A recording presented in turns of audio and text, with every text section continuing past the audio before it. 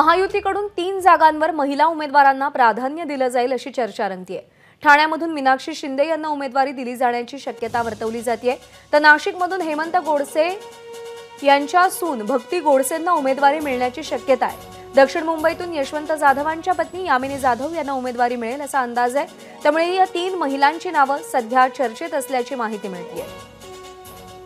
गणेश ठाकूर आपले प्रतिनिधी सध्या आपल्या सोबत आहेत। गणेश, या 3 महिलांची नावं चर्चेत आलेली आहेत, काय कारण असू शकतं, यामागे काय रणनीती असू शकते? प्रज्ञा, पहिली गोष्ट तर असं आहे की महायुती किंवा खास करून भाजप हा महिला वोटरला अपील करण्याचा जोरदार प्रयत्न करते।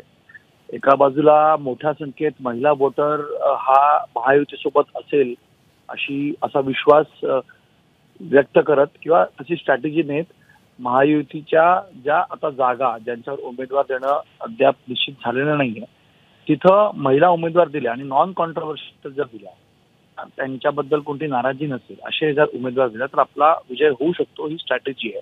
आणि यामुळं महिला उमेदवारांना प्राधान्य शिवसेनेकडून खास करून दिलं जात आहे।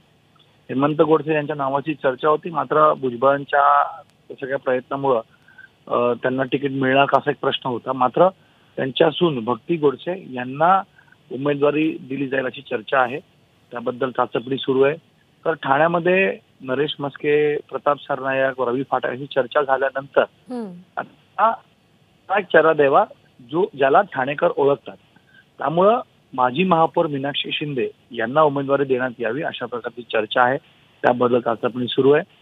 तर दक्षिण मुंबईमध्ये राहुल नार्वेकर हे काम तर करतायत, मंगळवेढा दोडाही काम करतायत, पण ही जागा शिवसेनेच्या कोटात असल्यामुळं मिलिंद देवरा आणि आता यशवंत जाधव यांच्या नावाची चर्चा जोरदार आहे। मिलिंद देवरा नसते तर यामिनी जाधव यांना तिकीट दिली जाईल अशी चर्चा आहे।